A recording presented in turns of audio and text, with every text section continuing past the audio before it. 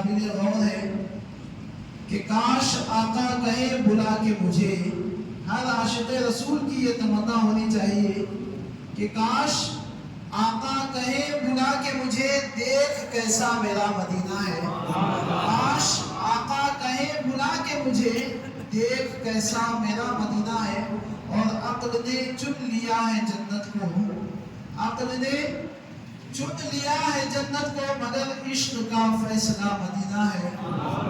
عقل نے چن لیا ہے جنت کو, عشق کا فیصلہ مدینہ ہے. بلا تاخیر ہم اپنی آیت کریمہ کی طرف آئیں گے. مرتبہ درود پاک کا نذرانہ پیش کریں. اللہم صلی وسلم و بارک علی سیدنا و مولانا محمد معدن الجود والکرم وعلیہ وبارک وسلم. صلو علیہ صلاۃ و سلام علیک یا رسول اللہ صلی اللہ تعالی علیہ وسلم. پیارے آقا صلی اللہ علیہ وسلم پر ہم نے درود پاک بھی پڑھا. آپ کے شہر کے تعلق سے چند اشعار بھی سنے. تو ہم اپنے ایمان کے جو ہمارے جذبات ہیں اس کو تازہ کرتے ہوئے ہم شب برات کے تعلق سے سنتے ہیں. ہم اور آپ اچھی طرح جانتے ہیں کہ یہ مبارک شب برات, شب کہتے ہیں رات کو, برات کہتے ہیں چھٹکارا حاصل کرنے کو. کس کو؟ چھٹکارا حاصل کرنے کو برات کہتے ہیں, نجات حاصل کرنے کو. تو یہ شب برات یعنی نجات حاصل کرنے والی رات ہے. یہ ہم سالوں سے اپنے بچپن سے سنتے آ رہے ہیں اور اللہ کے پیارے حبیب صلی اللہ علیہ وسلم کی حدیث پاک بھی سنتے آ رہے ہیں. شب برات نہ جانے ایسی راتیں, یہ حدیث پاک سنتے ہوئے ہماری شب برات نہ جانے کتنی شب برات گزر گئی. مگر ہمیں آج کی رات میں شب برات کی اصل حقیقت کو پہچاننا ہے اور آپ دل میں ارادہ کریں کہ یہ شب برات ہمارے لیے اللہ رب العزت شب برات بنا دے. ہم نے بہت ساری شب برات اپنی زندگی میں منائی ہے اور گزر بھی گئی ہے, مگر ہماری زندگی جو ہر سال ہم شب برات مناتے رہے, اللہ عز و جل کی بارگاہ میں گناہوں کی نجات مانگتے رہے, مگر ہماری زندگی جہاں پر ہم گناہوں کی دہلیز پر جس وقت جہاں پر کھڑے تھے, آج ہماری عمر بڑھاپے کو پہنچی ہے, مگر جہاں ہم شروعات میں جہاں پر ہماری جوانی گناہوں کی دہلیز پر کھڑی تھی, بڑھاپا ہونے کے باوجود بھی ہم اسی دہلیز پر کھڑے ہیں. آج کی رات میں ہمیں سوچنا ہے کہ شاید ہماری یہ شب برات اللہ عز و جل ہمارے لیے نجات کا ذریعہ بنا دے. اس خیال کو لے کر اس آیت کریمہ کے تعلق سے ہم سنتے ہیں اللہ کے پیارے حبیب صلی اللہ علیہ وسلم اپنی محبوب زوجہ سیدہ طاہرہ طیبہ طاہرہ سیدنا عائشہ صدیقہ رضی اللہ تعالی عنہا کے مبارک حجرے میں آرام فرما رہے تھے. رات کے درمیانی حصے میں اللہ کے پیارے حبیب صلی اللہ علیہ وسلم اپنے گھر سے نکل کر باہر تشریف لے جاتے ہیں. سیدنا عائشہ صدیقہ رضی اللہ تعالی عنہا دیکھتی ہے کہ آقا عالم صلی اللہ علیہ وسلم اپنے بستر نبوت پر آرام فرما نہیں رہے ہیں, گھر سے باہر گئے ہیں. سیدنا عائشہ صدیقہ رضی اللہ تعالی عنہا اپنے گھر سے نکلتی ہیں, آقا عالم صلی اللہ علیہ وسلم کو ڈھونڈتے ہوئے مدینہ منورہ کی گلیوں میں پہنچتی ہیں. ہم اور آپ اچھی طرح جانتے ہیں کہ جب کسی انسان کو ڈھونڈنا ہو تو تھوڑی پریشانی محسوس ہوتی ہے, مگر آقا عالم صلی اللہ علیہ وسلم کی ذات پر قربان جائیں ہمارے ماں باپ, آقا عالم صلی اللہ علیہ وسلم کو ڈھونڈنے کے لیے کوئی عقل کی ضرورت نہیں ہوتی. جہاں آقا عالم صلی اللہ علیہ وسلم کو ڈھونڈنا ہو خوشبو خود بخود بتاتی ہے کہ میرے آقا اس طرف تشریف فرما. تو سیدنا عائشہ صدیقہ رضی اللہ تعالیٰ عنہ آقا عالم صلی اللہ علیہ وسلم کو ڈھونڈتے ہوئے مدینہ منورہ کی گلیوں سے جب دیکھتی ہے کہ آقا عالم صلی اللہ علیہ وسلم جنت البقیع میں قبرستان میں آقا عالم صلی اللہ علیہ وسلم بیٹھے ہوئے ہیں, اور سیدنا عائشہ صدیقہ رضی اللہ تعالیٰ عنہ ارشاد فرماتی ہے کہ میں نے اپنی آنکھوں سے دیکھا کہ آقا عالم صلی اللہ علیہ وسلم جنت البقیع میں قبرستان میں بیٹھ کر رب کعبہ کی بارگاہ میں دعائیں کر رہے ہیں، رب کی بارگاہ میں مغفرت طلب کر رہے ہیں۔ سیدنا عائشہ صدیقہ رضی اللہ تعالیٰ عنہ کو جب دیکھا تو آقا عالم صلی اللہ علیہ وسلم نے ارشاد فرمایا، آئے عائشہ صدیقہ، میں تم پر کوئی ظلم و زیادتی کرنے کے لیے نہیں آیا ہوں، اور یاد رکھو کہ یہ جو شعبان کی نصف شعبان کی رات ہے، 15ویں شعبان ہے، اس رات اللہ عز و جل بنو کلب کی بکریوں کے بالوں کے برابر اللہ عز و جل گناہگاروں کو جہنم سے آزاد فرماتا ہے۔ ہم یہ احادیث مبارکہ زمانے سے سنتے آ رہے ہیں کہ شب برات جب بھی آتی ہے تو عرب میں مکہ مکرمہ میں ایک بہت بڑا خاندان تھا جس کے پاس بے حساب لاکھوں کی بکریاں موجود تھی۔ آقا عالم صلی اللہ علیہ وسلم نے اس خاندان کے بارے میں، ان خاندان کی بکریوں کے بارے میں مثال دے کر ارشاد فرمایا تھا کہ بنو کلب کی بکریوں کے بالوں کے برابر اللہ عز و جل جہنم سے گناہگاروں کو آزاد فرمائے گا آج کی رات میں۔ ہم یہ سنتے آ رہے ہیں زمانے سے، مگر ہم آج کی رات میں ہمیں سوچنا ہے کہ جو ہم جس وقت سے ہم جوانی کی دہلیز پر قدم رکھتے ہیں، اس وقت سے لے کر آج تک نہ جانے اللہ عز و جل نے کتنی شب برات ہم سے گزر گئی، اللہ عز و جل نے نہ جانے دنیا میں کتنے لوگوں کو جہنم سے آزاد فرما کر جنت کا پروانہ دے دیا۔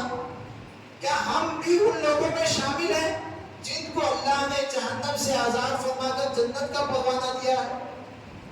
کبھی ہم نے سوچا کہ آج کی رات جو ہماری شب برات ہے، کیا اللہ عز و جل کے اس مبارک اللہ عز و جل نے جو بشارت دی ہے اس بشارت میں ہم بھی شامل ہیں؟ یہ ہمیں آج کی رات میں سوچنا ہے۔ حضور نے ارشاد فرمایا، اور دوسری حدیث پاک اللہ کے پیارے حبیب صلی اللہ علیہ وسلم ارشاد فرماتے ہیں کہ جب شعبان کی 15ویں تاریخ آئے تو رات میں جاگ کر اللہ عز و جل کی عبادت کرنا ہے، اور جو 15ویں شعبان کا دن ہوگا اس دن ہمیں روزہ رکھنا ہے۔ تو آج کی رات میں اللہ کے رسول صلی اللہ علیہ وسلم نے ہمیں جاگنے کا حکم دیا ہے۔ تو میں سمجھتا ہوں کہ یہاں جتنے حضرات ہیں کوئی انشاءاللہ سوئے گا نہیں، کیونکہ اللہ کے رسول صلی اللہ علیہ وسلم کی حدیث ہم نے سنی ہے کہ آج کی رات میں ہمیں جاگنا ہے۔ انشاءاللہ ہم پورے آخر تک جاگیں گے انشاءاللہ۔ کوئی سوئیں گے انشاءاللہ؟ تو کوئی سوئیں گے؟ کوئی سوئے گا نہیں، انشاءاللہ سب جاگیں گے، کیونکہ ہم نے اللہ کے حبیب کی حدیث پاک سنی ہے کہ آج کی رات میں ہمیں جاگنا ہے۔ ایک مرتبہ درود پاک کا نذرانہ پیش کریں۔ اللہم صلی وسلم و بارک علی سیدنا و مولانا محمد معدن الجود والکرم وعلی آلہ و اصحابہ و بارک وسلم۔ صلو علیہ الصلاۃ والسلام علیک یا رسول اللہ صلی اللہ تعالی علیہ وسلم۔ سیدنا علی مرتضیٰ کرم اللہ وجہ الکریم ارشاد فرماتے ہیں کہ جب 15ویں شعبان شروع ہوتی ہے، جیسے ہی سورج غروب ہونے کو شروع ہوتا ہے، سورج جیسے ہی ڈوب جاتا ہے، تو سیدنا علی مرتضیٰ کرم اللہ وجہ الکریم ارشاد فرماتے ہیں کہ آقا عالم صلی اللہ علیہ وسلم نے ارشاد فرمایا کہ جیسے ہی سورج ڈوب جاتا ہے 15ویں شعبان 14ویں شعبان کا سورج غروب ہو جاتا ہے، اس وقت اللہ عز و جل آسمان پہلے آسمانی دنیا پر نازل ہوتا ہے اپنی شان کے مطابق، اور اپنے بندوں سے ارشاد فرماتا ہے کہ ہے کوئی بخشش طلب کرنے والا، ہے کوئی بخشش طلب کرنے والا کہ میں اس کو آج کی رات میں بخشش عطا کر دوں، ہے کوئی رزق کا طلبگار کہ میں اسے رزق کی دولت سے نواز دوں، ہے کوئی پریشانی آج جو اپنی پریشانیوں سے نجات چاہتا ہے مجھ سے مانگے، میں آج کی رات میں اسے پریشانیوں سے نجات دے دوں گا۔ یہ رب کا اعلان ہو رہا ہے آج کی رات میں، اور کب تک ہوتا ہے؟ جب تک کہ صبح نہیں ہو جاتی، صبح کا سورج طلوع ہونا شروع نہیں ہو جاتا، اس وقت تک اللہ رب العزت کا یہ فرمان جاری رہتا ہے کہ ہے کوئی رزق کا طلبگار کہ میں اس کو رزق دے دوں، ہے کوئی بخشش کا طلبگار کہ میں اسے بخشش عطا کر دوں، ہے کوئی اپنے گناہوں سے معافی مانگنے والا کہ میں اس کے گناہوں کو معاف کر دوں۔ یہ رب کا فرمان ہے۔ آج کی رات 15ویں شعبان کی پوری رات اللہ کا یہ فرمان جاری رہتا ہے، جیسے ہی بندہ اپنے گناہوں کے لیے، اپنے گناہوں کی بخشش کے لیے रब की बारगाह में हाथ उठाकर गिड़गिड़ा कर जैसे ही दुआ मांगता है, बुजुर्गान दीन लिखते हैं कि उस बंदा अगर बंदा अपने कल्ब के साथ, अपनी पूरी गहराई के साथ, सच्चे दिल के साथ अगर रब की बारगाह में हाथ उठाकर गुनाहों की बख्शिश के लिए दुआ मांग ले, तो उसके हाथ नीचे रहने से पहले अल्लाह ज़रूर उसके गुनाहों को माफ फरमा देता है। सुभान अल्लाह। तो ये शब बारात की फजीलतें हैं, ये शब बारात की शान है। मगर एक तरफ आइए कि मैं जो कुरान पाक की मशहूर और मारूफ आयत करीमा पढ़ा और एक हदीस पाक हम इस शब बारात के ताल्लुक से सुनते आ रहे हैं कि इस रात में अल्लाह अज़्ज़ व जल न जाने कितने बदू कल्ब के बाल, बकरियों के बालों के बराबर बेहिसाब लोगों को जहन्नम से आज़ाद फरमाता है। मगर अल्लाह अज़्ज़ व जल उन लोगों को माफ नहीं फरमाता जो वालिदैन के नाफरमान हैं, जो शराब के आदी हैं। अल्लाह अज़्ज़ व जल इस रात में उनको माफ नहीं फरमाता। जो ज़िनाखोर हैं, अल्लाह अज़्ज़ व जल उस रात में उन्हें माफ नहीं फरमाता। ये हम ज़माने से सुनते आ रहे हैं। मगर कोई तो तरीका होगा कि अल्लाह अज़्ज़ व जल शराबी को भी माफ फरमा दे। कोई तो तरीका ऐसा होगा कि अल्लाह अज़्ज़ व जल इस रात में एक शराबखोर को भी अल्लाह अज़्ज़ व जल माफ फरमा दे। क्योंकि अल्लाह अज़्ज़ व जल के पास बंदा जब गुनाहों के बख्शिश तलब करने के लिए जाता है, तो ऐसा खुदा का दरबार ऐसा नहीं है कि बंदे को धुतकारा जाए। जब कोई बंदा अपने गुनाहों की शर्मिंदगी लेकर खुदा की बारगाह में जाता है, तो बख्शिश का परवाना मिलना खुदा की बारगाह से लाज़िमी है। तो आज की रात में ऐसा कोई बंदा हो ही नहीं सकता कि हम उससे अल्लाह अज़्ज़ व जल की बारगाह से उसे गुनाहों की बख्शिश का परवाना न मिल सके, हो ही नहीं सकता। हम सुनते आ रहे हैं। मगर एक रास्ता है कि अल्लाह अज़्ज़ व जल गुनाहगारों को भी इस रात में गुनाहों से माफ फरमा सकता है। शराबियों को भी अल्लाह अज़्ज़ व जल इस रात में शराब को अगर गुनाहों से माफी कर ले, गुनाहों से तौबा कर ले, अल्लाह अज़्ज़ व जल इस रात में उन्हें भी माफ फरमा ले। एक रास्ता है, एक रास्ता है उनके लिए। अगर माँ बाप के नाफरमान है, उनके लिए एक रास्ता नहीं है कि इस रात में उनके लिए बख्शिश हो सके। हम सुनते आ रहे हैं। मगर एक रास्ता है कि अगर हम चाहें तो अपने वालिदैन के नाफरमान भी इस खुदा की बारगाह में इस रात में बख्शे जा सकते हैं। एक रास्ता है। वो है क्या रास्ता? आप जानते हैं है कौन सा रास्ता? सुनते आ रहे हैं कि हम शराबी इस रात में नहीं बख्शा जाएगा, जुआरी इस रात में नहीं बख्शा जाएगा, वालिदैन का नाफरमान इस रात में नहीं बख्शा जाएगा। बख्शा जाएगा है एक रास्ता। कौन सा रास्ता है? खुदा की बारगाह में सच्चे दिल से अगर हम तौबा कर ले इस रात में, तो बड़े से बड़े गुनाहगार को भी अल्लाह अज़्ज़ व जल उसके गुनाहों को माफ फरमाकर जन्नत का परवाना दे सकता है। सुभान अल्लाह। एक रास्ता है। खुदा की बारगाह से कोई बंदा ऐसा है नहीं जो नाउम्मीद होकर लौट सकता है। खुदा की बारगाह में जब कोई बंदा अपने गुनाहों की शर्मिंदगी से लौटेगा, शर्मिंदा होकर लौटेगा, तो अल्लाह अज़्ज़ व जल की बारगाह में एक दरवाजा है, तौबा का दरवाजा। ये उस वक्त तक खुला रहता है। अल्लाह के प्यारे हबीब सल्लल्लाहु अलैहि वसल्लम इरशाद फरमाते हैं, क़यामत के करीब तक तौबा का दरवाजा खुला रहता है। एक वक्त ऐसा आएगा क़यामत के करीब कि अल्लाह अज़्ज़ व जल तौबा के दरवाजे को बंद कर देगा। उस वक्त अगर बंदा गुनाहों की बख्शिश भी चाहे, जितना भी गिड़गिड़ाए, खुदा की बारगाह में रोए, तौबा करे, अल्लाह अज़्ज़ व जल उस वक्त माफ नहीं करेगा। तब क़ुर्बे क़यामत अल्लाह अज़्ज़ व जल जब तौबा के दरवाजे को बंद कर देगा, और तौबा का दरवाजा भी बंद नहीं हुआ है। अल्लाह के प्यारे हबीब सल्लल्लाहु अलैहि वसल्लम ने उसके लिए बशारतें दी हैं, उसके लिए नशादियाँ दी हैं कि क़ुर्बे क़यामत, क़यामत के करीब ऐसा वक्त आएगा जिस दिन तौबा का दरवाजा बंद हो जाएगा। अभी बंद नहीं हुआ है, अभी बंद नहीं हुआ, अभी खुला है दरवाजा। अल्लाह रब्बुल इज़्ज़त कुरान मजीद में इरशाद फरमाता है, या अय्युहल्लज़ीना आमनू तक़ुल्लाह हक़्क़ तुक़ातिही। जो कुरान पाक की मैंने आयत करीमा तिलावत की है, अल्लाह रब्बुल इज़्ज़त इरशाद फरमाता है, या अय्युहल्लज़ीना आमनू तक़ुल्लाह हक़्क़ तुक़ातिही। ऐ ईमान वालों, मैं आपको जो रास्ता है वो रास्ता बतलाना चाहता हूँ। اللہ پاک قرآن مجید میں ارشاد فرماتا ہے اے ایمان والوں سے خطاب ہے. ان کے لیے ایک دروازہ جو کھلا ہے نا، وہ دروازے کی نشاندہی آپ کر لیں. وہ دروازے کو جانے کا ایک راستہ ہے. وہ راستہ کیا ہے؟ اللہ رب العزت ارشاد فرماتا ہے اے ایمان والو یا ایھا الذین آمنوا اتقوا اللہ حق تقاتہ، اے ایمان والو اللہ سے ڈرو جیسا کہ ڈرنے کا حق ہے. جیسا کہ ڈرنے کا حق ہے. اگر اس طرح ہم ڈریں گے جیسا کہ ہمیں اللہ عز و جل سے ڈرنے کا حق ہے، تو ہو سکتا ہے کہ آج کی رات میں ہم جیسے گناہگاروں کی بھی بخشش ہو جائے. ہم گناہگار ایسے ہیں کہ آج کی رات میں ہمارے لیے بخشش کا کوئی پروانہ نہیں ہے، راستہ نہیں ہے ہمارے لیے. ہم اتنے گناہگار ہیں، زمانے سے شب برات کے تعلق سے سنتے آ رہے ہیں مگر گناہ میں مبتلا ہیں. زمانے سے والدین کے فرما برداری کے تعلق سے سنتے آ رہے ہیں مگر آج بڑھاپا ہونے کے باوجود بھی ہم اپنے والدین کے نافرمان ہیں. مگر آج کی رات میں ایک راستہ اللہ عز و جل نے بتایا ہے. یا ایھا الذین آمنوا اتقوا اللہ، اے ایمان والو اللہ سے ڈرو جیسا کہ ڈرنے کا حق ہے. ایک ڈرنے کا حق ہوتا ہے ہر بندے سے. استاد سے جب اسٹوڈنٹس ڈرنا چاہتے ہیں تو ان کے لیے بعض اگر 100 بچے ہوں پڑھنے والے تو اس میں بعض بچے ایسے رہتے ہیں جو استاد کے سامنے ڈرنے کی ایکٹنگ کرتے ہیں.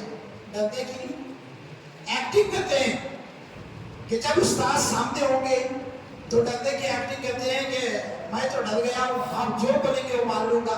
آنکھ بند کر ڈرنے کی ایکٹنگ کریں گے. اور جب ہماری آنکھوں سے استاد اوجھل ہو جائیں گے، ہمارے سامنے سے چلے جائیں گے تو ہمارے اندر سے وہ خوف ختم ہو جائے گا. ہم بلا تکلف کہیں گے ارے یہ کسی کو کچھ آتا نہیں ہے، یہ جب بھی آتا ہے تو ہم پر کچھ نہ کچھ مصیبت لے کر آتا ہے. یہ ہم سامنے ڈرنے کا ایک بہانہ کرتے ہیں، ایک نوٹنکی کرتے ہیں. اور بعض بچے ایسے ہوتے ہیں جو جب استاد سامنے ہوتے ہیں جب بھی ڈرتے ہیں، اور جب استاد ہماری آنکھوں میں سے چلے جائیں جب بھی ان کے اندر خوف ہوتا ہے، ڈر ہوتا ہے کہ ہم یہ کام کریں گے تو استاد ہمیں ماریں گے. والدین کے اگر 4 بچے ہوں تو ایک بچہ ایسا ہوگا جو والدین کے سامنے بھی ڈرے گا پیچھے بھی ڈرے گا، اور ایک بچہ نافرمان ایسا ہوگا کہ سامنے تو ڈرنے کی ایکٹنگ کرے گا مگر پیچھے جب جائے گا تو کیا کرے گا؟ والدین کو برا بھلا کہے گا. آپ غور کر کے دیکھیں یہ 2 جو خاصیت والے انسان ہیں، جو سامنے بھی ڈر رہے ہیں پیچھے بھی ڈرنے والے انسان ہیں، ایک سامنے ڈر رہے ہیں اور پیچھے نہیں ڈر رہے ہیں. 2 قسم کے انسان ہیں. اللہ عز و جل کے بندوں میں بھی یہ 2 قسم کے بندے ملتے ہیں. جب مسجد کو آتے ہیں، جب خدا کی بارگاہ میں آتے ہیں تو رو رو کر دعا کرتے ہیں کہ مالک ہم نے آج شب برات کی رات میں ہم نے تجھ سے معافی مانگی ہے، ہمارے گناہوں کو معاف کر دیں.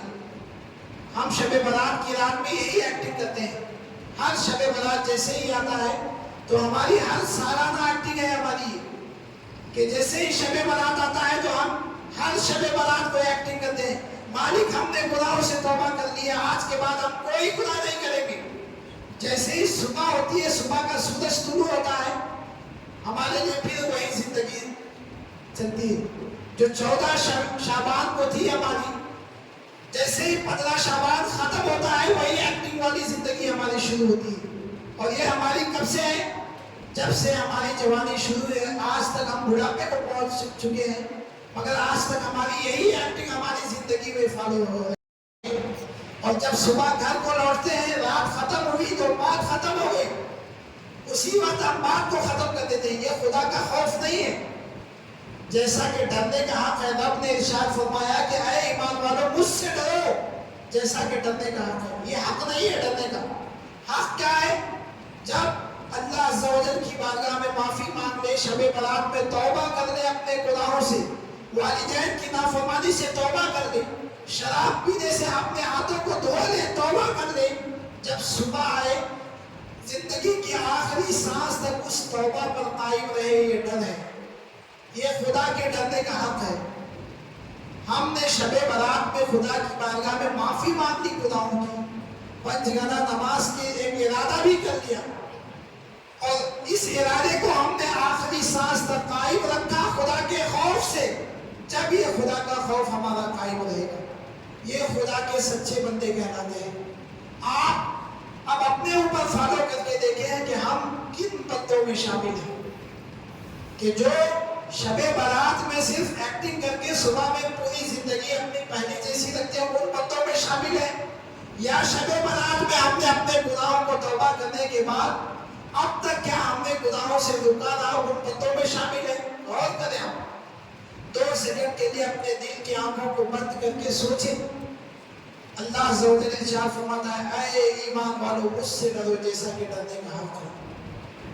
और दूसरी जगह अल्लाह ज़ोजल इरशाद फरमाता है कि मुझसे डरने वालों में अल्लाह ज़ोजल इरशाद फरमाता है कि मुझसे सिर्फ इल्म वाले डरते हैं, उलमा डरते हैं, उलमा मुझसे डरते हैं।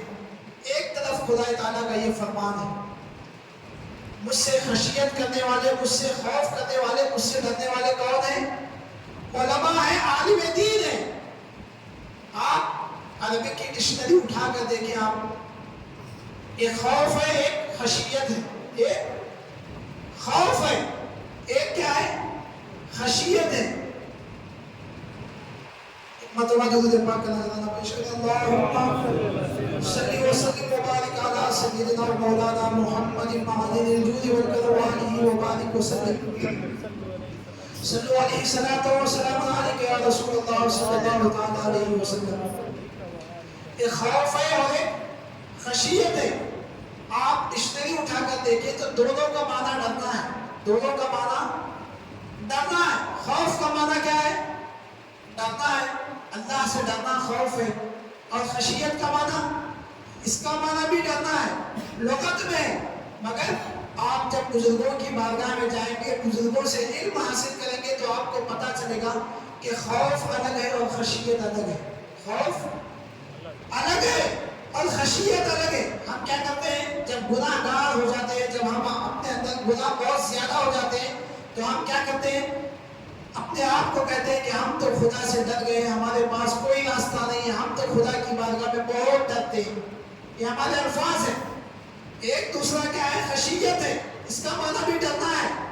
जब हम बुजुर्गों के बारे में बारगाह में जाएंगे, इसके ताल्लुक से सुनेंगे, तो खौफ अलग है, खशियत अलग है।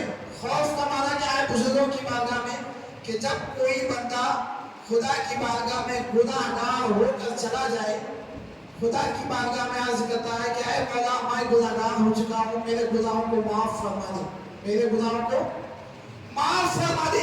ये खौफ है। ये क्या है? खौफ है ये खुदा का।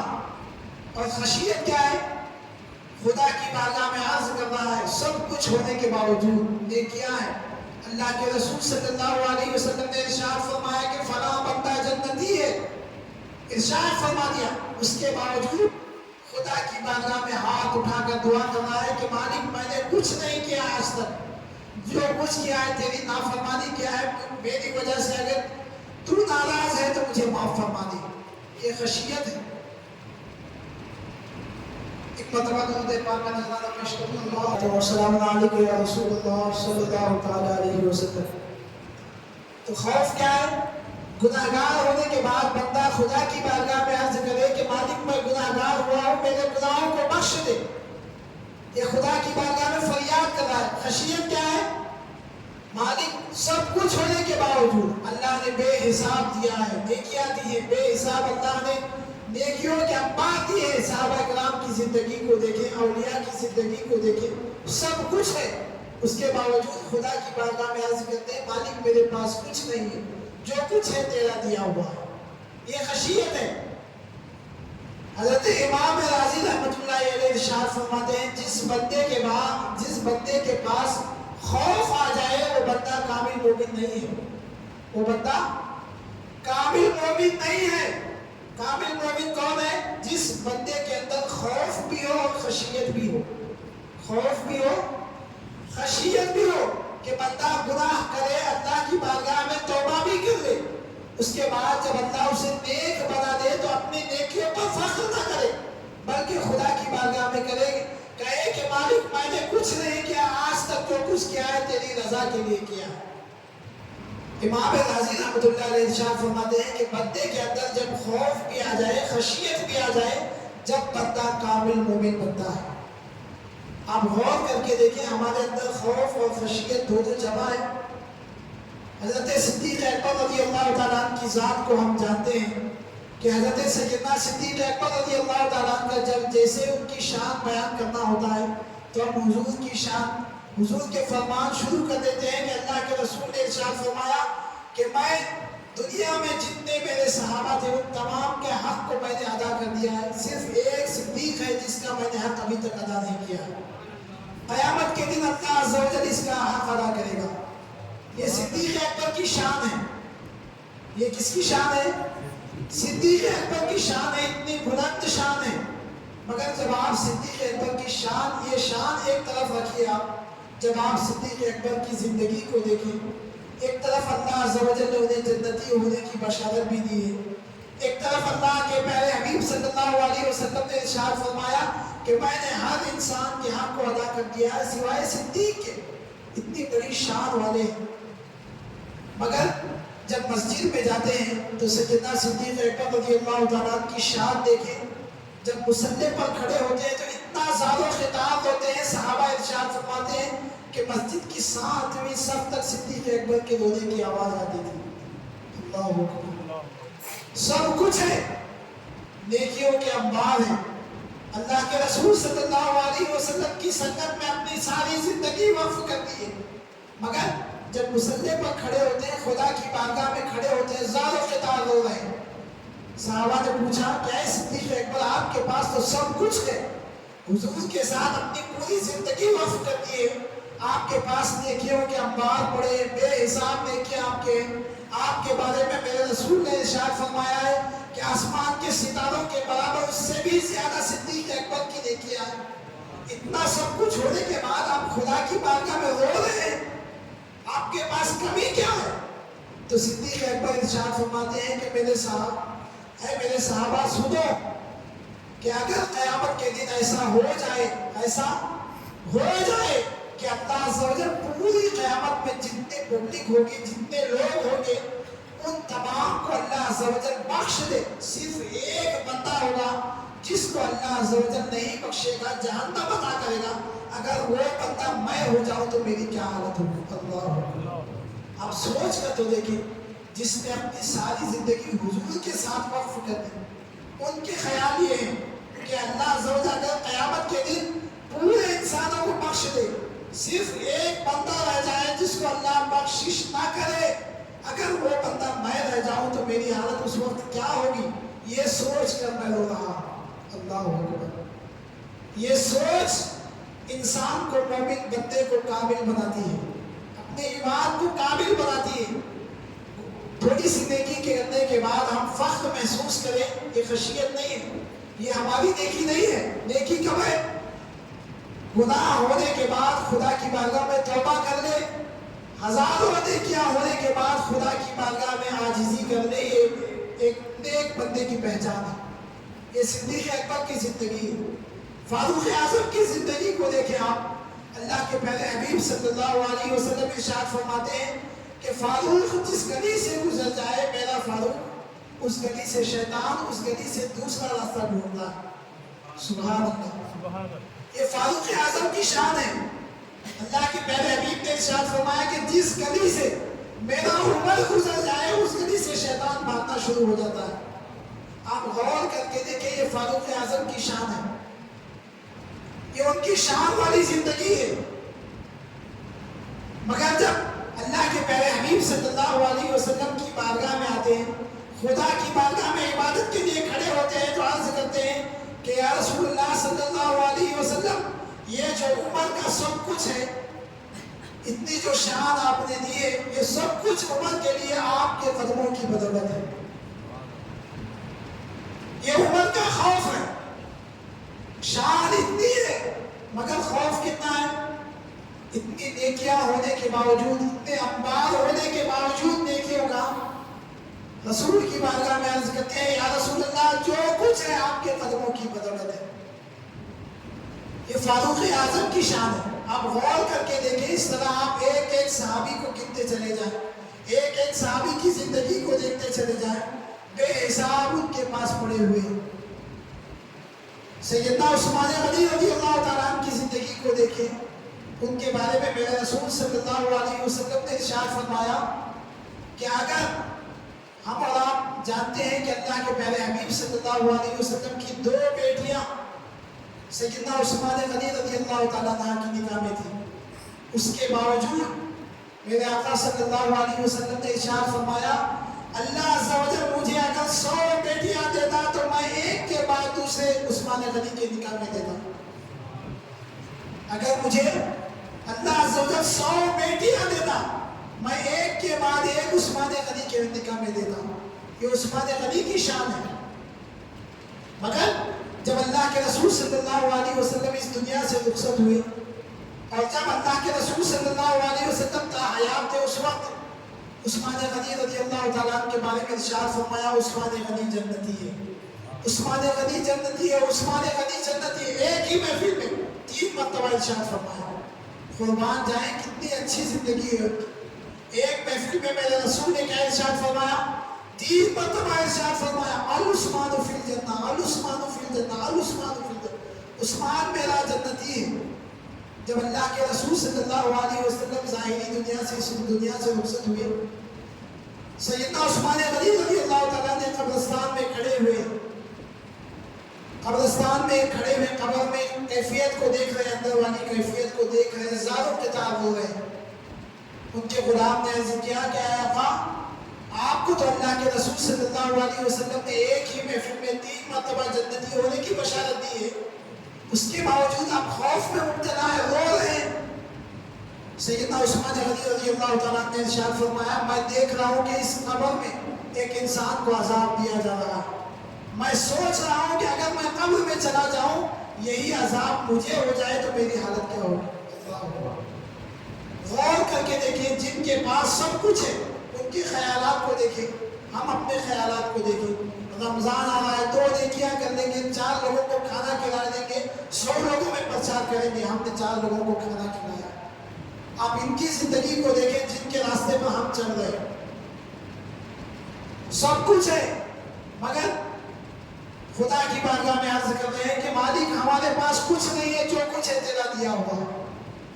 हजरत फुज़ैल बिन अयाज़ रज़ी अल्लाह तआला ने, बगदाद के बहुत बड़े बुजुर्ग हैं, बगदाद में एक वक्त ऐसा भी आया कि अल्लाह अज़्ज़ा व जल ने पूरे शहर बगदाद पर काश सारी डाल दी। खाने के लिए खाना नहीं है, पीने के लिए पानी नहीं, पूरे लोग मर रहे, तरस रहे। हज़रत फुज़ैल बिन अयाज़ अपने घर से निकलते हैं, कोई अपने घर से निकलने के लिए बाहर नहीं है, भूख से तड़प रहा है, कोई बिलख रहा है, प्यास से बच्चे मर रहे हैं। उस आलम में हज़रत फुज़ैल बिन अयाज़ अपने घर से निकलते हैं, बगदाद की गलियों में कोई नहीं है, सन्नाटा छाया हुआ। हज़रत फुज़ैल बिन अयाज़ देखते हैं एक बूढ़ा शख्स अपने सर पर चादर ओढ़े हुए बगदाद में अपने घर से बाहर निकला, लकड़ी की सहारा लेते हुए बगदाद शहर से बाहर गया, पूरे बगदाद शहर से पूरा अकेला बाहर गया। बगदाद शहर से बाहर जाने के बाद हज़रत फुज़ैल बिन अयाज़ उसका पीछा करते हुए गए। बहुत बड़े अल्लाह के वली है फुज़ैल बिन अयाज़, उस शख्स का पीछा किए कि बगदाद शहर में कोई अपने घर से भूख से बाहर निकलने को तैयार नहीं है, ये बूढ़ा इंसान शहर के बाहर जा रहा है, उसका पीछा करते हुए बाहर गए। जब बगदाद शहर से बाहर गया बूढ़ा इंसान, हज़रत फुज़ैल बिन अयाज़ ने देखा कि वो बंदा हाथ उठाकर खुदा की बारगाह में दुआ कर रहा है। क्या दुआ कर रहा है? ये दुआ करने का तरीका है, खुदा की बारगाह में दुआ कर रहा है कि मालिक, मैं जानता हूँ कि शहर बगदाद पर जो ये काश साली है, लोग तड़प रहे हैं, बिलख रहे हैं, खाने को कुछ नहीं है, लोग मर रहे हैं, बच्चे मर रहे हैं, ये मेरी वजह से, ये मेरे गुनाहों की वजह से है मालिक। अगर तू बख्श दे मेरी वजह से, अगर इन तमाम लोगों को, मैं जानता हूँ कि जो पूरे शहर पर बगदाद पर सन्नाटा छाया हुआ ये मेरी वजह से, मेरे गुनाहों की वजह से, ऐ मालिक तेरे हबीब का वास्ता देता हूँ कि इन तमाम की खासानी को दूर कर दे। आप देखें हज़रत फुज़ैल बिन अयाज़ इरशाद फरमाते हैं कि वो बंदा, वो बूढ़ा इंसान जैसे ही ये दुआ करने लगा, अभी उसके हाथ नीचे नहीं गिरे थे कि अल्लाह अज़्ज़ा व जल ने शहर बगदाद पर बारिश होना फरमा दी। उस बंदे की दुआ का असर देखें, बंदे ने अर्ज क्या किया कि मालिक मैं जानता हूँ कि ये शहर बगदाद में जो कहत साली है मेरे गुनाहों की वजह से, اے مالک مجھے نہ دیکھ، تیرے محبوب کی یہ امت ہے، ان بچوں کو دیکھ پورے شہر بغداد پر۔ جیسے ہی اس بندے نے حضرت فضیل بن عیاض ارشاد فرمایا کہ وہ بندے کے ہاتھ ابھی نیچے نہیں گرے تھے، اللہ عز و جل نے پورے شہر بغداد پر بارش فرما دی۔ حضرت فضیل بن عیاض نے ارادہ کیا کہ اس بندے کو مجھے حاصل کرنا ہے، وہ غلامی کا دور تھا۔ حضرت فضیل بن عیاض نے اپنے غلاموں کو ارشاد فرمایا کہ جاؤ وہ بوڑھے انسان کو معلوم کراؤ کہ وہ بوڑھا انسان کون ہے۔ پورے لوگ گئے بوڑھے انسان کے بارے میں انکوائری نکالی، بعد میں معلوم چلا کہ ایک امیر انسان کا غلام ہے، امیر انسان کا غلام ہے۔ حضرت فضیل بن عیاض دوسرے دن گئے، اس امیر انسان کے پاس گئے، کہا کہ اس بوڑھے انسان کو میں خریدنا چاہتا ہوں۔ اس نے کہا اتنی قیمت ہے، چاہے تو لے کر چلے جانا، اس بوڑھے انسان سے مجھے کوئی کام کروانا نہیں ہے، چاہے تو لے کر چلے جانا۔ حضرت فضیل بن عیاض نے قیمت ادا کی، اس بوڑھے انسان کو لیے اپنے گھر کی طرف چلے۔ ایمان دیکھیں، یہ ایمان ہے، ہمارے پاس سب کچھ ہونے کے باوجود اللہ عز و جل سب دیا ہے، مال دیا ہے، دولت دیا ہے، گھر دیا ہے، ازواج دیے، سب کچھ دیا ہے، پھر بھی خدا کی بارگاہ میں شکایت کرتے ہیں۔ مگر اس بوڑھے انسان کی زندگی کو دیکھیں جن کے راستے پر ہم چلتے ہیں۔ اس بوڑھے انسان کو جب فضیل بن عیاض لے کر اپنے گھر کی طرف چلنے لگے، وہ بوڑھا انسان کہنے لگا کیا ہے فضیل، مجھے تم نے خریدا ہے، میں بوڑھا انسان ہوں، کوئی کام نہیں کر سکتا، مجھے گھر لے جاؤ گے کہ رکھ کر کیا کرو گے؟ میں آپ کے گھر کا نہ جھاڑو دے سکتا ہوں نہ کوئی کام کر سکتا ہوں۔ تو حضرت فضیل بن عیاض نے ارشاد فرمایا کہ اے بوڑھے انسان، میں نے دیکھا ہے کہ کل جو بغداد شہر کی 8 سالی دوری دور ہوئی ہے وہ تمہارے دعاؤں کی بدولت سے ہوئی ہے، اس لیے میں نے تمہیں خریدا ہے، اپنے گھر میں رکھوں گا، تم سے دعا کراؤں گا۔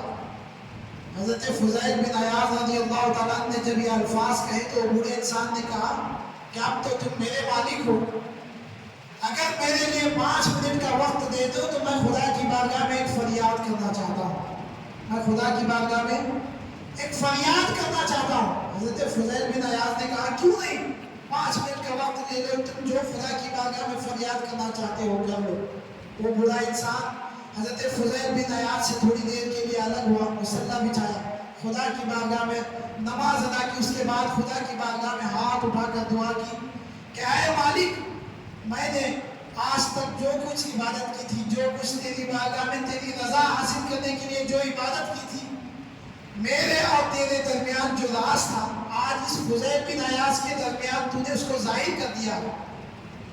اے مالک، میں چاہتا ہوں کہ تیرے پاس بے شمار پردے ہیں، بے شمار تجلیات ہیں تیرے پاس، اپنی ایک تجلی مجھ پر ظاہر فرما دے۔ اللہ اکبر، قربان جائیں، بندوں کی زندگی کو دیکھیں، ایک مسلمان کی زندگی کو دیکھیں۔ اس بندے نے کہا کہ اے اللہ، آج تک مجھے معلوم تھا، تجھے معلوم تھا کہ میں کیا ہوں، تو کیا ہے، صرف مجھے اور تیرے درمیان کی راز تھی، آج فضیل کو معلوم ہو گیا ہے، اس لیے میں چاہتا ہوں کہ اے اللہ، یہ راز تیرے اور میرے درمیان اور اس فضیل کے درمیان ختم ہو جائے۔ صرف یہ بندہ دعا کرنے کی دیر تھی، اللہ عز و جل نے اس بندے کی روح کو اٹھا۔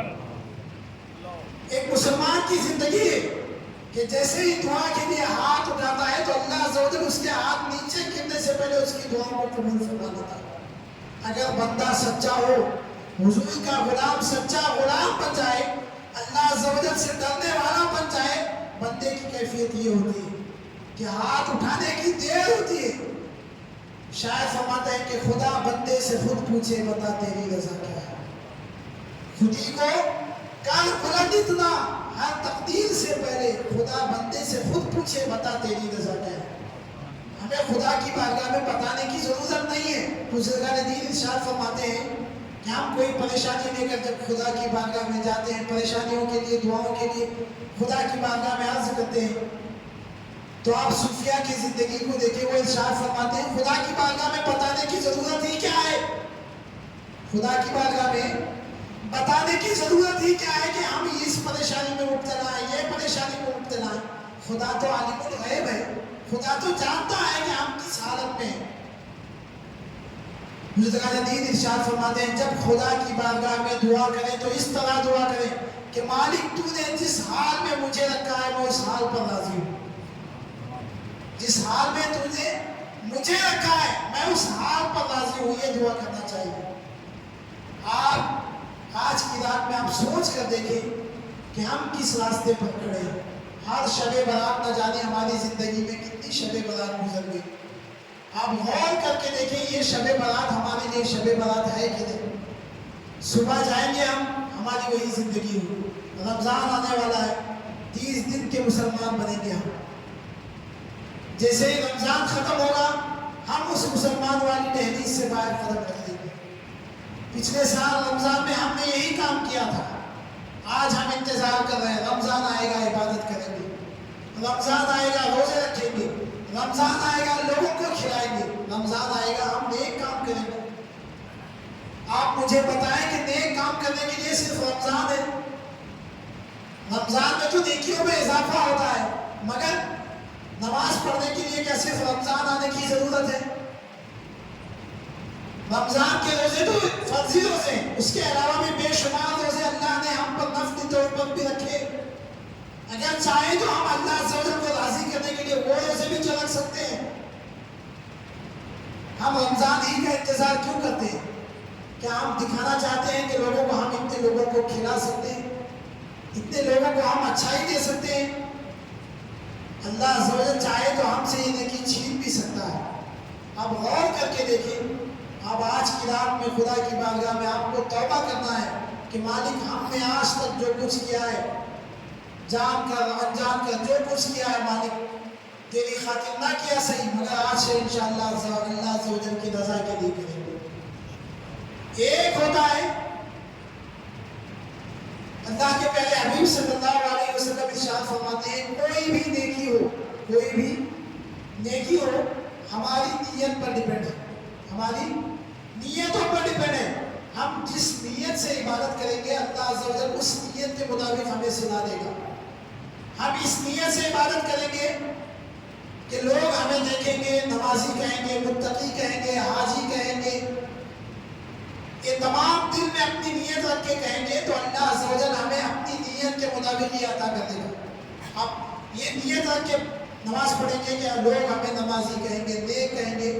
آپ دیکھیں 2 دن غور کر کے دیکھیں، آپ چند دن نماز پڑھ کے لوگ کہیں گے یہ تو نماز کو جانے والے 5 وقت نماز پڑھنے والے۔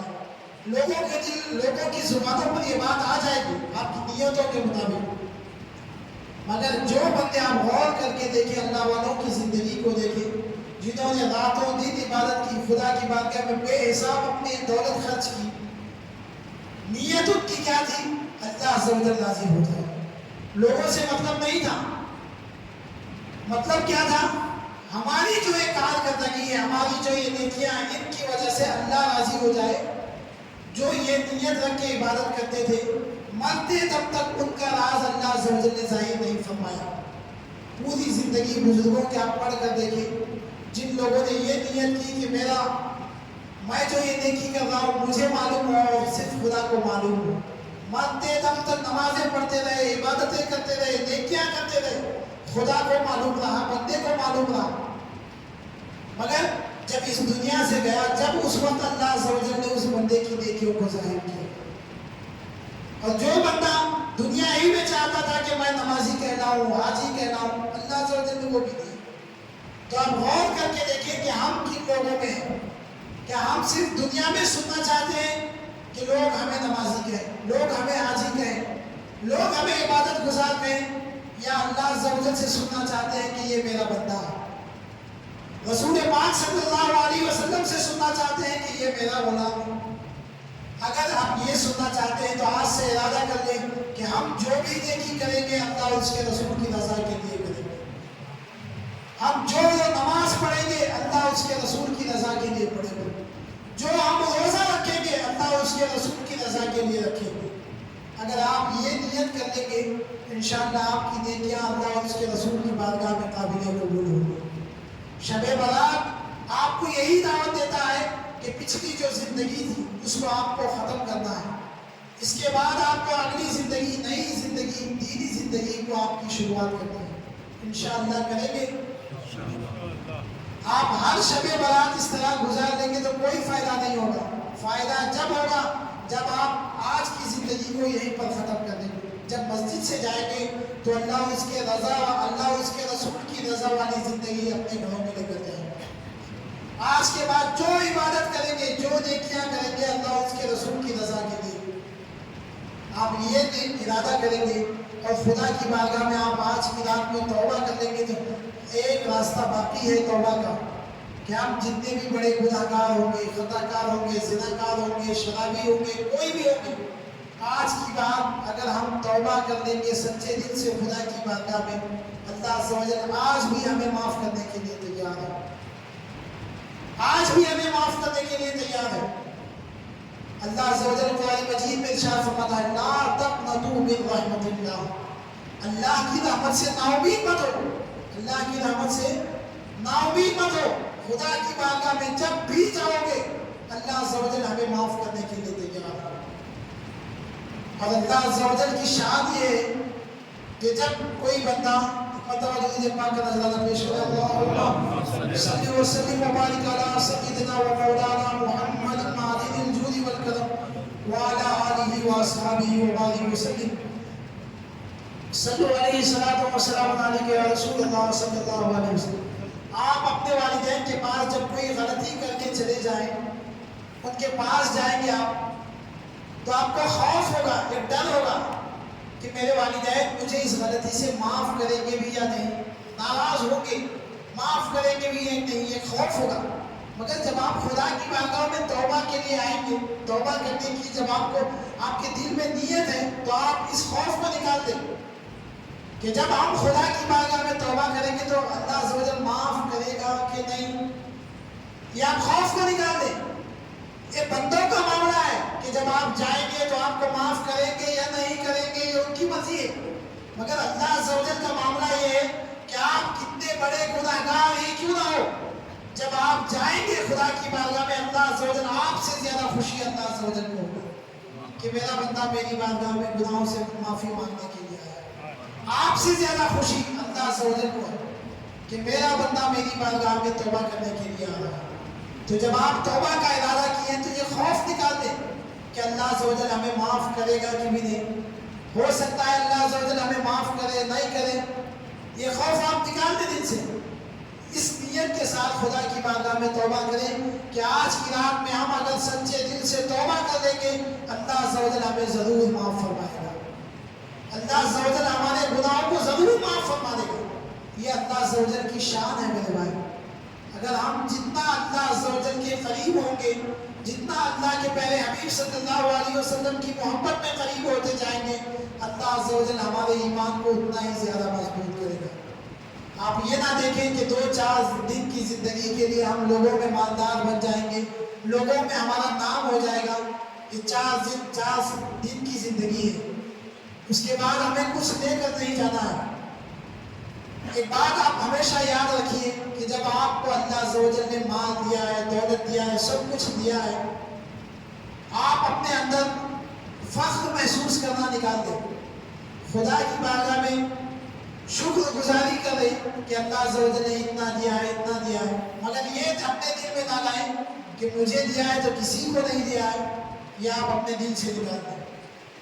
ایک واقعہ میں اپنے بتا کے آپ کو اپنی بات ختم کر دوں گا کہ محمود اور ایاز ایک بادشاہ اور غلام ہے، آپ اچھی طرح جانتے ہیں، ان کے قصے بھی آپ نے سنے ہوں گے کہ انسان کو اپنی حقیقت نہیں بھولنی چاہیے کبھی بھی۔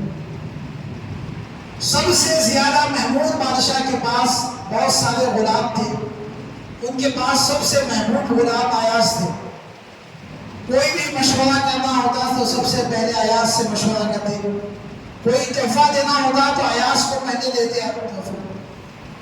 اب لوگ محمود اور ایاز ایک بادشاہ اور ایک غلام دونوں کی محبت کو دیکھ کر بعض جو دوسرے غلام تھے، دوسرے وزیر تھے، یہ جلنے لگے کہ بادشاہ صرف ایاز کو چاہتے ہیں، بادشاہ صرف ایاز کو چاہتے ہیں۔ تو ایک چنگاری بادشاہ کے سامنے لگا دی کہ بادشاہ آپ سے جو کچھ حاصل کرتے ہیں ایاز جا کر ایک شہر سے باہر ایک کمرہ بنائے، اس کے اندر جمع کر رہے ہیں، اور ان کا پلان ہے کہ آگے جا کر آپ کے بازو میں ایک بڑی سلطنت قائم کرنا ہے، آپ سے بھی بڑی سلطنت بنانے والے۔ روزانہ شہر سے باہر جا رہے، اپنے ایک کمرہ بھی رکھا ہے، اس کے اندر جمع کیا کر رہے ہیں، آگے جا کر میرے سے بڑی سلطنت بنائیے، میں اپنی آنکھوں سے دیکھوں گا۔ بادشاہ نے ارادہ کیا، جیسے ہی ایاز غلام اپنے شہر سے نکلے، شہر سے باہر گئے، بادشاہ بھی چھپتے چھپتے ایاز غلام کے پیچھے گئے۔ جب دیکھا ایاز اس اپنے کمرے میں پہنچے، دروازہ بند کیا، زارو قطع رو رہے ہیں۔ محمود بادشاہ باہر کھڑے، تھوڑی دیر کے بعد جب دروازہ کھلا تو اندر گئے، دیکھا ایاز رونے کی حالت میں ہے۔ محمود بادشاہ نے پوچھا، ایاز یہاں پر تو اس چھوٹے سے کمرے میں کچھ نہیں ہے، تم یہاں آ رہے ہو، زارو خطاب ہو رہے ہو، آخر اس کمرے کے اندر ہے کیا؟ تو اس ایاز غلام نے کہا کہ بادشاہ ایک چھوٹا سا صندوق تھا، اس صندوق کو کھولا اور بتایا کہ اے بادشاہ، اس کے اندر وہی جوڑا ہے، وہی لباس ہے جب میں اپنی غریبی حالت میں آپ کے پاس آیا تھا۔ میں روزانہ آتا ہوں اور اس لباس کو دیکھ کر یاد کرتا ہوں کہ میں جب آپ کے پاس آیا تھا اس حالت میں تھا۔ میں اپنی حقیقت کو بھلانا نہیں چاہتا، میں روزانہ آ کر دیکھتا ہوں کہ میں اس حالت میں اللہ عز و جل نے مجھے رکھا تھا۔ میری اصل حالت یہ ہے، میری اصل حالت یہ ہے۔ ہم کسی سے جب کوئی دعا کرواتے ہیں، ہم کسی سے کام کوئی کرواتے ہیں تو ہم کیا کرتے ہیں، کام نکلنے کے بعد اس کو جھڑک کر واپس کر دیتے ہیں۔ ایک بہت بڑے بادشاہ تھے، امام راضی رحمۃ اللہ علیہ کے دور کے بادشاہ تھے۔ امام راضی رحمۃ اللہ علیہ جب راستے سے گزرنے لگے تو اس بادشاہ کا ایک جوان بیٹا تھا، اکڑ کر زمین پر سے گزر رہا تھا۔ جب امام راضی رحمۃ اللہ علیہ نے دیکھا کہ ایک بادشاہ کا بیٹا اکڑ کر زمین سے چل رہا ہے تو امام راضی رحمۃ اللہ علیہ نے اس لڑکے کو بلایا، ایک زور سے تھپڑ لگایا۔ بادشاہ کا بیٹا تھا، زور سے تھپڑ لگایا۔ زور سے تھپڑ لگانے کے بعد امام راضی رحمۃ اللہ علیہ نے ارشاد فرمایا، جاؤ اپنے امی اور اپنے بابا سے پوچھو کہ تمہاری حقیقت کیا ہے، تمہاری حقیقت کیا ہے جو تم زمین پر اتنا اکڑ کر چل رہے ہو۔ بادشاہ کا بیٹا اپنا غصے میں اپنے گھر گیا، بادشاہ کے پاس گیا، کہا ابا حضور میں آپ سے بات کرنا چاہتا ہوں۔ اپنی امی کو بلایا، کہا آپ سے بات کرنا چاہتا ہوں۔ جو ہمارے شہر میں ایک ولی اللہ گزرے، امام راضی جن کو کہا جاتا ہے، انہوں نے، میں جب راستے میں سے جا رہا تھا تو ایک تھپڑ لگایا، کہا جاؤ اپنی امی سے پوچھ لینا، اپنے باپ سے پوچھ لینا کہ تمہاری حقیقت کیا ہے۔ اے ابا حضور، اے امی جان، میں سننا چاہتا ہوں کہ میری حقیقت ہے کیا۔ تو اس بادشاہ اور ان کی بیوی دونوں دیندار تھے، انہوں نے بٹھایا، کہا بیٹا سن، اللہ عز و جل نے بے شمار ہمیں دولت دی ہے، وقت کا بادشاہ بنایا، سب کچھ دیا اللہ عز و جل نے، بے شمار غلام ہمارے پاس ہیں، کنیزیں ہیں، بے شمار اللہ عز و جل نے دوسرے ملکوں پر ہمیں قبضہ کرنے کی طاقت بھی دی ہے۔ اتنا سب کچھ ہونے کے بعد ہم 30 سال خدا کی بارگاہ میں دعا کرتے رہے کہ مالک ہمیں اولاد دے دے، مالک ہمیں۔ وہ امام راضی جس کا تو نے تھپڑ کھا کے آیا ہے، انہوں نے ایک مرتبہ دعا کے لیے ہاتھ اٹھایا تھا جس کی بدولت اللہ عز و جل نے تجھے عطا کیا ہے، جس کی بدولت اللہ عز و جل نے تجھ جیسے بیٹے کو ہمیں دیا ہے۔ غصے میں آئے اس بادشاہ اور تو میاں بیوی، کہا بیٹا یاد رکھ کہ جو کچھ ہم ہیں، جو کچھ تیری حقیقت ہے، اس اللہ والے کی دعاؤں کی بدولت ہے۔ اگر وہ اللہ والا دعا کے لیے ہاتھ نہ اٹھاتا تو اس دنیا میں تو قدم نہ رکھتا۔ یہ تیری حقیقت ہے۔ لوگ ایمان والے تھے، سمجھا تھے کہ بیٹا ہماری حقیقت یہ ہے، کوئی ہمارے ساتھ اچھائی کر دے تو ہم 2 دن میں اس کی اچھائی کو بھول دیتے۔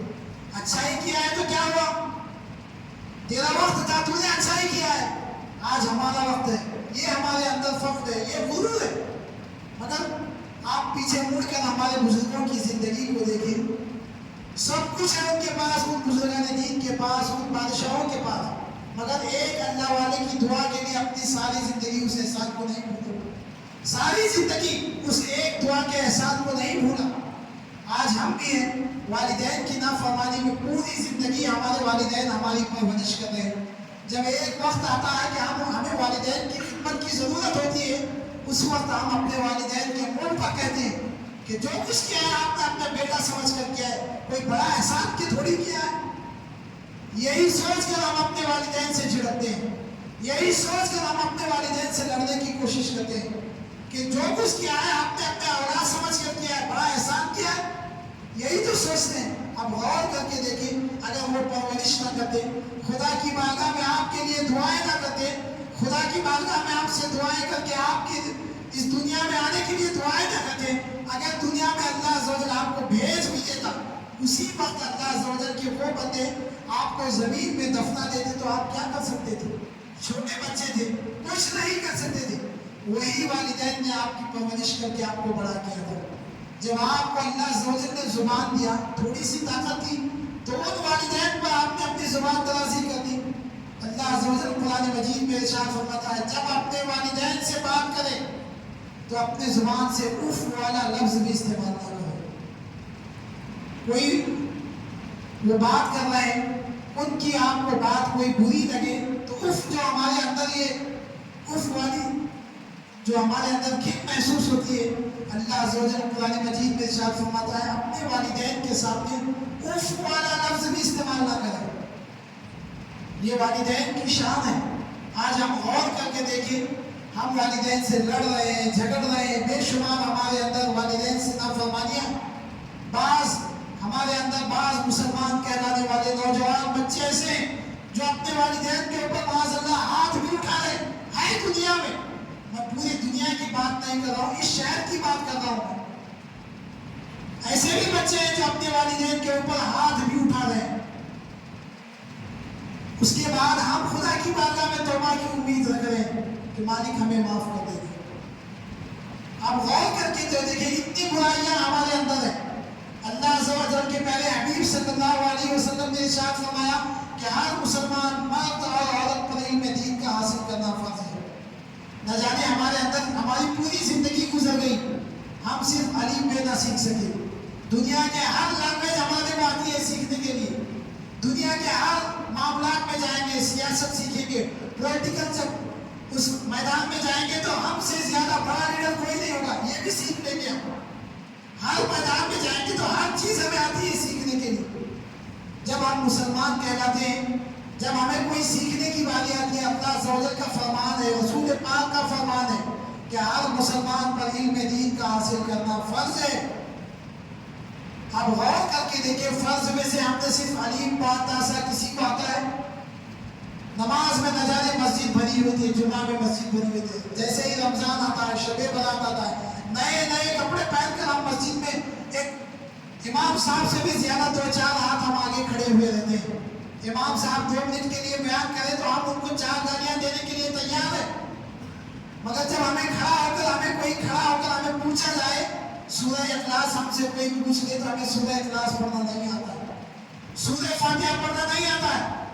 ہمارے جسم پر، لباس پر ہمارے جھبے بھی ہیں، داڑیاں بھی ہیں، بڑی بڑی ٹوپیاں بھی لگائیں، مگر ایک امام سے ہم جھگڑ بھی رہے، ایک عالم دین سے جھگڑ بھی رہے۔ ہماری حقیقت کیا ہے؟ جب ہمیں کوئی کھڑا کر پوچھ لے تو ہمیں سورہ فاتحہ پڑھنا نہیں آتا ہے، سورہ اخلاص ہمیں پڑھنا نہیں آتا، قل هو اللہ احد پڑھنا نہیں آتا۔ یہ ہماری حقیقت ہے۔ اس کے باوجود ہم دعویٰ کر رہے ہیں کہ ہم مسلمان ہیں، ہم دعویٰ کر رہے ہیں کہ ہم امام سے زیادہ ہم پڑھنے والے ہیں۔ ہم امام کو کیا ہے، وہ تو 10,000 والی تنخواہ والا ہے، اس سے زیادہ تو ہم کمانے والے ہیں، یہ غرور ہمارے اندر ہے۔ ایک مؤذن کے بارے میں جب ہم ایک مؤذن سے بات کریں گے، اس مؤذن سے بات کرنے کا بھی تو کوئی انسان سے بات کرنے کا بھی طریقہ ہے۔ اللہ کے پیارے حبیب صلی اللہ علیہ وسلم ارشاد فرماتے ہیں، جو بندہ مسجد میں اذان دیتا ہے، لوگوں کو نماز کے لیے بلاتا ہے، قیامت کے دن اللہ عز و جل اس بندے سے کہے گا کہ اس اونچائی پر کھڑے ہونا ہے اور تجھے اب اذان دینا ہے۔ قیامت کے دن اس کا یہ مقام ہے ایک مؤذن کا۔ مگر جب ہم مسجد میں آتے ہیں تو ایک مؤذن کو ہم ایک غلام کی نگاہ سے دیکھتے ہیں، ایک چپراسی کی نگاہ سے دیکھتے ہیں ہم مؤذن کو۔ ہم بھی مسلمان ہیں، پیارے آقا صلی اللہ علیہ وسلم نے ہمیں یہی تو پیغام دیا ہے۔ ایک غلام کی زندگی کو اللہ کے رسول صلی اللہ علیہ وسلم نے آقا والی زندگی عطا فرمائی۔ ہم ایک آقا کو ہم غلام بنا کر جی رہے ہیں۔ حضرت بلال رضی اللہ تعالیٰ کسی کے پاس غلام تھے، پیارے آقا صلی اللہ علیہ وسلم نے جب ان کو اسلام کا پیغام دینا چاہا تو ڈائریکٹ جا کر حضرت بلال سے نہیں کہا کہ تمہیں دعوت اسلام کو قبول کرنا ہے، تمہیں خدا کا کلمہ پڑھنا ہے، میرا کلمہ پڑھنا ہے، ڈائریکٹ بلال سے نہیں کہا۔ حضرت بلال کے پاس رات کے اندھیرے میں جاتے، حضرت بلال رضی اللہ تعالیٰ کی رات بھر ایک ڈیوٹی تھی، چکی پیسنے والی، چکی پیسنے کی ڈیوٹی تھی حضرت بلال کی۔ پیارے آقا صلی اللہ علیہ وسلم رات کے اندھیرے میں حضرت بلال کے پاس جاتے، معلوم بھی نہیں ہوتا کہ اللہ کے رسول آئے، چادر اوڑھتے اپنے چہرے کو چھپاتے، حضرت بلال کے پاس جاتے، حضرت بلال سے ارشاد فرماتے کہ اے بلال تم بہت دن بھر محنت کر رہے ہو، رات بھر محنت کر رہے ہو، تھوڑی دیر کے لیے آرام کر لینا، میں چکی پیستا ہوں۔ یہ میرے رسول کی زندگی ہے، پوری رات اللہ کے رسول چکی پیستے، صبح سورج طلوع ہونے سے پہلے، لوگ اپنے گھروں سے باہر نکلنے سے پہلے اللہ کے رسول اپنے گھر میں موجود ہوتے۔ حضرت بلال کو پتہ بھی نہیں تھا کہ اللہ کے رسول میرے پاس آئے ہیں، رات بھر چکی پیس کے اپنے گھر لوٹے، معلوم بھی نہیں تھا، صرف اتنا معلوم تھا کہ ایک نیک انسان آتا ہے رات بھر میری مدد کر کے جاتا ہے، صرف اتنا معلوم تھا۔ جب معلوم ہوا حضرت بلال کو کہ اللہ کے رسول آ رہے، رات بھر میرا ساتھ دے رہے، میری چکی پیسنے کا کام کر رہے، مجھے آرام کے لیے موقع دے رہے، جب معلوم پڑا تو حضرت بلال نے ایک لمحے کے لیے بھی انتظار نہ کیا اللہ عز و جل کا کلمہ پڑھنے کے لیے، رسول کا کلمہ پڑھنے کے لیے۔ جب معلوم ہوا کہ اللہ عز و جل کے پیارے حبیب نے جو دین لایا اتنا پاکیزہ ہے، معلوم ہو گیا بلال کو، ایک لمحے کے لیے بھی انتظار نہیں کیا، کہا اشہد ان لا الہ الا اللہ محمد رسول اللہ، ایک لمحے کے لیے بھی انتظار نہیں کیا بلال نے۔ کب؟ جب معلوم ہو گیا کہ دین اتنا پاک مذہب ہے، غلام کو بھی بادشاہ بنا کر زندگی دینے والا اسلام ہے، جب معلوم ہو۔ آج ہمارے اندر دیکھیں ایک بادشاہ والا مؤذن، اس کو ہم غلام بنانے کی کوشش کرتے ہیں، ایک بادشاہ والی زندگی عاقلت میں بادشاہ والی زندگی گزارنے والے امام کو ہم غلام کی نگاہ سے دیکھتے ہیں۔ کیا یہ مسلمانوں والی زندگی ہے؟ اللہ کے حضرت علی کرم اللہ وجہہ الکریم ارشاد فرماتے ہیں کہ جس سے ہم نے ایک حرف سیکھ لیا، جس سے ہم نے ایک حرف، الف با تا سا جو حرف ہے نا، اس میں سے اگر ہم نے کسی انسان سے ایک حرف سیکھ لیا، الف والا حرف، ایک حرف سیکھ لیا، تو سیدنا علی مرتضیٰ کرم اللہ وجہہ الکریم ارشاد فرماتے ہیں کہ ہم پر پوری زندگی اس کی عزت کرنا، اس کی تعظیم کرنا فرض ہے۔ اللہ اکبر۔ ایک حرف ہم نے اگر کسی سے سیکھا ہے تو علی مرتضیٰ ارشاد فرماتے ہیں کہ پوری زندگی اس کی عزت کرنا، اس کی تعظیم کرنا ہم پر فرض ہے۔ آج ہمیں نماز پڑھنا نہیں آتا، ہماری جو نمازیں قبول ہو رہی ہے ایک امام کی بدولت قبول ہو رہی ہے، ہمیں جو نماز کے لیے کوئی بلا رہا ہے تو ایک مؤذن ہمارے لیے نماز کے لیے بلا رہا ہے، ان کی بدولت آج ہماری نمازیں خدا کی بارگاہ میں قبولیت حاصل کر رہی ہیں۔ مگر ہمارے اندر غرور کیا ہے؟ ہمارے اندر دولت ہے، ہم اس امام کو ہم تنخواہ دینے والے ہیں، اس مؤذن کو ہم پیسے دینے والے ہیں، رمضان آئے گا تو زکوٰۃ کے پیسے ہم انہیں دینے والے ہیں، یہ لوگ ہیں۔ ایک جب مدرسے کی بات آتی ہے تو ہم اسے حقیر کی نگاہ سے دیکھتے ہیں، کیوں؟ یہ زکوٰۃ فطرے کے پیسے یہیں سے تو بنتا ہے مدرسہ۔ مگر اللہ کے پیارے حبیب صلی اللہ علیہ وسلم ارشاد فرماتے ہیں جو بچے مدرسے میں علم دین حاصل کرتے ہیں وہ میرے مہمان ہیں، یہ اللہ کے رسول صلی اللہ علیہ وسلم کے مہمان ہیں۔ آج ہمارے پاس کوئی مہمان آ جائے تو صبح سے شام تک ہم اس کی مہمان نوازی کے لیے لگ جاتے ہیں۔ جو اللہ کے رسول کے مہمان ہو ان کی شان اللہ اس کے رسول ہی جانتے ہیں۔ جب ہمیں ان کی طرف ہم دیکھتے ہیں تو ہم ایک حقیر نگاہ سے دیکھتے ہیں، مدرسوں کو دیکھتے ہیں تو حقیر نگاہ سے دیکھتے ہیں۔ جب ہمارے اندر اتنی برائیاں ہوں گی تو آپ بتاؤ کہ ہمارا ایمان کبھی ہو سکتا ہے؟ ہم مومن ہو سکتے ہیں؟ ہمارا ایمان کبھی کامل ہو سکتا ہے؟ دین کو ہم کمزور سمجھ رہے ہیں، اسلام کو ہم کمزور سمجھ رہے ہیں، دین کی دعوت دینے والے کو ہم حقیر سمجھ رہے ہیں، دین کی طرف ہمیں بلانے والے کو ہم کمزور سمجھ رہے ہیں، دین کا جو مرکز ہے اس کو ہم کمزور سمجھ رہے ہیں، اور ہم کامل ہو سکتے ہیں؟ جو ہم بننا چاہتے ہیں اس کو ہم کمزور سمجھ رہے ہیں، دین کو کمزور، دین کے ہر عمل کو ہم کمزور سمجھ رہے ہیں، اور ہم اپنے آپ کو بڑا مسلمان سمجھ رہے ہیں۔ ایسا ہو ہی نہیں سکتا۔ یاد رکھیں آپ، اگر ہم مسلمان بننا چاہتے ہیں تو جس دین کو ہم مان رہے ہیں، جس اسلام کو ہم مان رہے ہیں، اس کی تعظیم کرنا ہم پر فرض ہے، اس کی تعظیم کرنا ہم پر لازم ہے۔ اگر ہم اپنے والدین کی خدمت کریں گے، اپنے والدین کی عزت کریں گے، تو آپ کے بچے آپ کی عزت کریں گے، آپ کی تعظیم کریں گے۔ تو خدا کی بارگاہ میں دعا ہے کہ رب کائنات ہم تمام کو پیارے حبیب صلی اللہ علیہ وسلم کے فرامین پر عمل کرنے کی توفیق عطا فرمائے۔ پیارے حبیب صلی اللہ علیہ وسلم کے صدقے میں اللہ عز و جل ہم تمام کو شب برات کی رحمتوں برکتوں سے مالا مال عطا فرمائے۔ اللہ عز و جل آج کی رات میں ہم تمام کو سچی توبہ کرنے کی توفیق عطا فرمائے اور اسی توبہ پر مرتے دم تک قائم رہنے کی توفیق عطا فرمائے۔ اپنے والدین کی فرما برداری کرنے کی توفیق عطا فرمائے۔